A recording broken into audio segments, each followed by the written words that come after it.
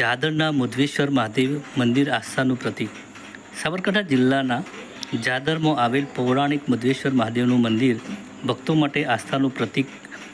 પવિત્ર શ્રાવણ માસમાં ભાવિ ભક્તો પૂજા અને દર્શન કરી ધન્યતા અનુભવે છે. લોકવાયકા મુજબ કોઈની સાપ કરડ્યો હોય તો ઝેર પણ અહીં ઉતારી શકાય છે.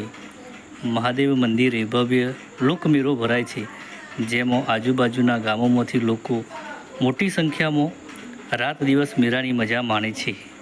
MTV news Sabarkantha.